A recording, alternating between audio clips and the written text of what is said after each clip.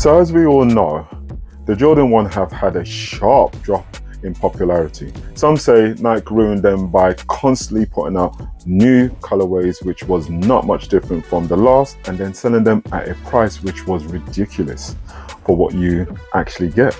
Also, the sneakerheads saying what's hype and what's not, plus them damn resellers botting the system or backdooring them and then selling the J1s at a ridiculously high price on the resellers market. Now, this is not running anymore.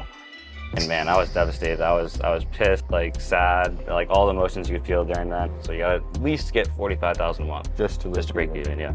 Got it. So that means you're just breaking even. Yeah. I see a lot of people saying like sneaker reselling is dead. People are wise to this. Cost of living is just too expensive for us to be spending money willy-nilly. So it's more picky with our choices and realizes that the sneakers, trainers are just not that important anymore. Well, that's me out of a job.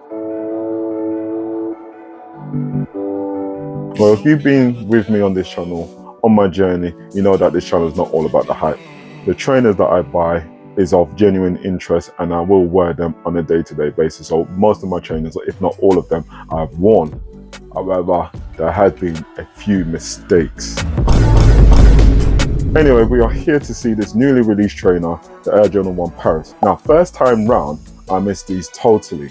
They was out around the springtime of 2020 and I believe they was well received at the time, but it took like 4 years to re-release them again. This was an immediate cut for me as it reminded me of the AJ1's Craft, Low, and if you followed me, then you know my story with them. And I was so in love with these sneakers until... oh my God! Anyway, again, I'm digressing. Back to this shoe.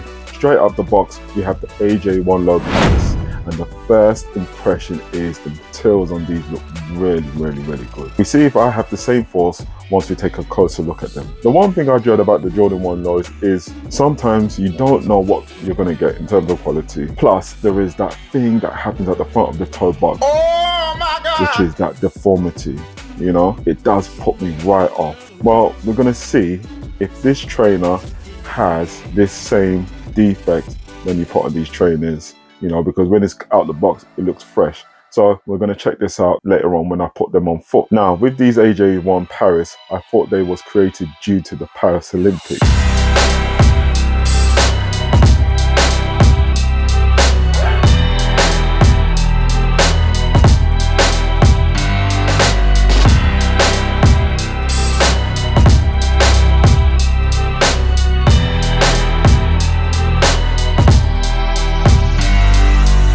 That would be happening this year.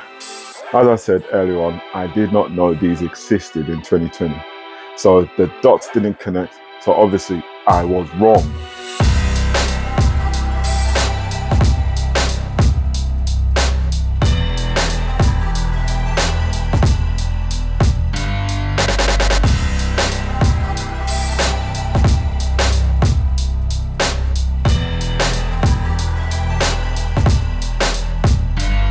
As you might or might not know, it is not the case. These sneakers was a dedication to Paris and its architecture. We can't go into the whys, but there's other videos who have done this, so go and have a look at those videos if you want that detail.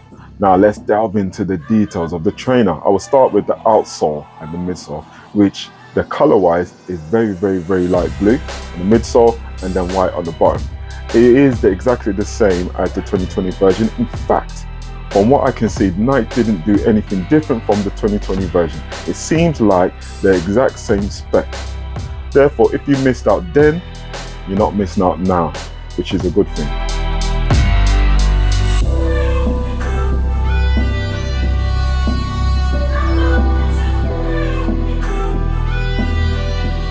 Also has the iconic Nike radial pattern.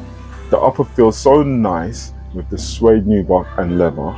The colors are so light that it complements each other nicely. Grey suede at the front guard of the toe box. Box part is also suede but a more neutral tone. So it is grey but it's slightly differentiated with a neutral type grey. This looks really nice. More suede can be found on the eye stay, which looks nice, but wonder if it could have been made better by having that in a white leather color as the same parts of the whites on this trainer, because it will, you know, it might pop a bit more. The heel is blue suede and is meant to symbolize the blue skies of France. You then have textile found on the ankle area and on the tongue, so this breaks it up quite nicely. So you have quite a few different materials here. Main features are the debossed wings logo on the back. I absolutely love the wings logo. I think that is top tier. It just looks so good on the lows. Then you have the Jumpman on the tongue. However, it's not directly on the tongue. It is actually on a piece of suede and then it's embossed. So you got the gold Jumpman, which is embossed. I really like that feature. I think that pops really well.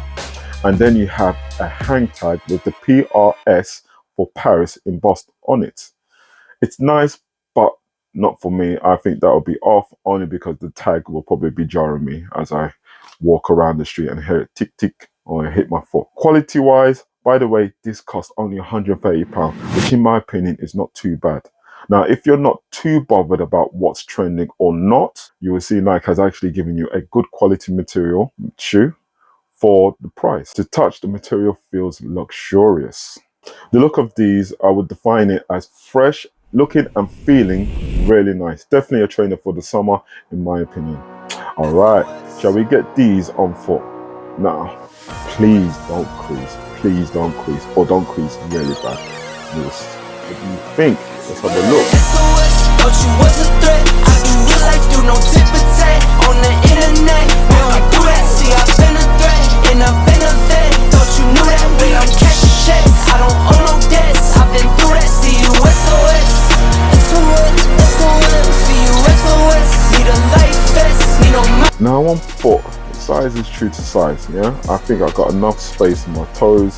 I've got no rubbing. I don't feel like I'm constrained in any way. So true to size. I have wore J1s and I've always been true to size. I haven't had to size up. So wear what you usually wear for Air Jordan 1s. But in my opinion, there's no doubt this is a true to size sneaker.